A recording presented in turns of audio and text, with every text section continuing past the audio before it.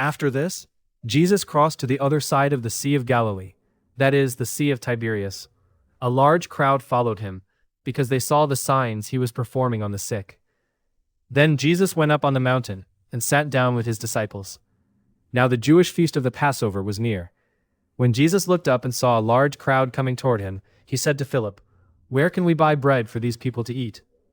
But he was asking this to test him, for he knew what he was about to do. Philip answered, 200 denarii would not buy enough bread for each of them to have a small piece. One of his disciples, Andrew, Simon Peter's brother, said to him, "Here is a boy with 5 barley loaves and 2 small fish. But what difference will these make among so many?"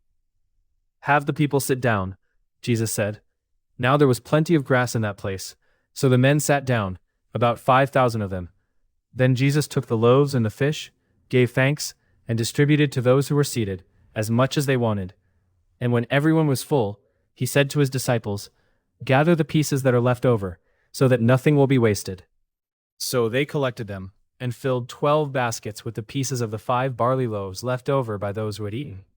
When the people saw the sign that Jesus had performed, they began to say, "Truly, this is the prophet who is to come into the world."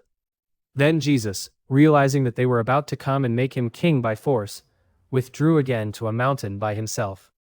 When evening came, his disciples went down to the sea, got into a boat, and started across the sea to Capernaum. It was already dark, and Jesus had not yet gone out to them. A strong wind was blowing, and the sea grew agitated.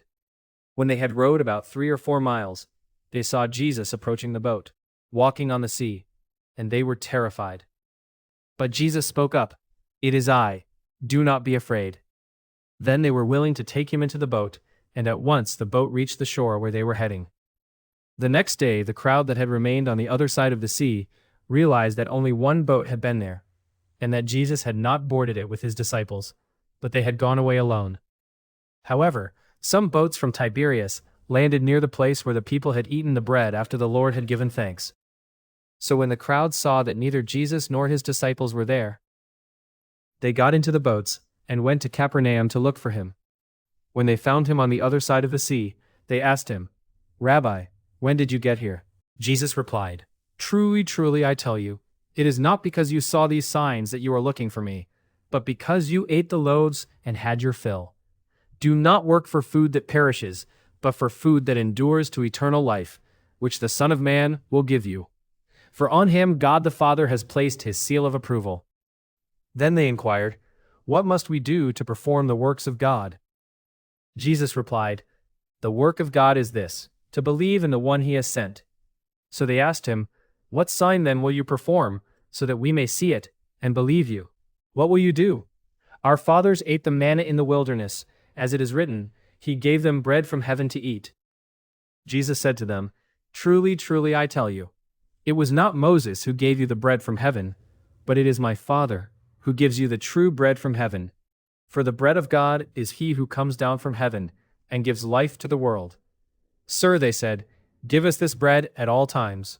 Jesus answered, "I am the bread of life. Whoever comes to me will never hunger, and whoever believes in me will never thirst. But as I stated, you have seen me, and still you do not believe. Everyone the Father gives me will come to me, and the one who comes to me I will never drive away. For I have come down from heaven, not to do my own will, but to do the will of him who sent me. And this is the will of him who sent me, that I shall lose none of those he has given me, but raise them up at the last day.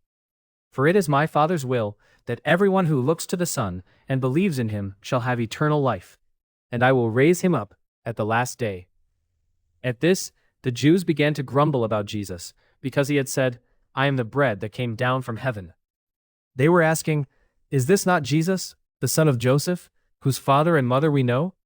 How then can he say, 'I have come down from heaven'?" "Stop grumbling among yourselves," Jesus replied. "No one can come to me unless the Father who sent me draws him, and I will raise him up at the last day.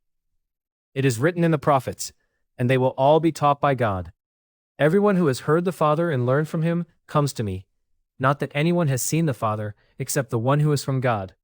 Only he has seen the Father. Truly, truly, I tell you, he who believes has eternal life. I am the bread of life. Your fathers ate the manna in the wilderness, yet they died. This is the bread that comes down from heaven, so that anyone may eat of it and not die. I am the living bread that came down from heaven. If anyone eats of this bread, he will live forever. And this bread, which I will give for the life of the world, is my flesh." At this, the Jews began to argue among themselves, "How can this man give us his flesh to eat?" So Jesus said to them, "Truly, truly, I tell you, unless you eat the flesh and drink the blood of the Son of Man, you have no life in you.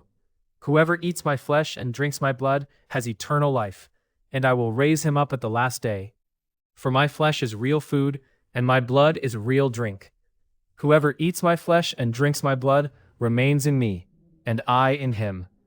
Just as the living Father sent me, and I live because of the Father, so also the one who feeds on me will live because of me. This is the bread that came down from heaven. Unlike your fathers, who ate the manna and died, the one who eats this bread will live forever." Jesus said this while teaching in the synagogue in Capernaum. On hearing it, many of his disciples said, "This is a difficult teaching. Who can accept it?" Aware that his disciples were grumbling about this teaching, Jesus asked them, "Does this offend you? Then what will happen if you see the Son of Man ascend to where he was before? The Spirit gives life. The flesh profits nothing. The words I have spoken to you are spirit and they are life. However, there are some of you who do not believe." For Jesus had known from the beginning which of them did not believe and who would betray him.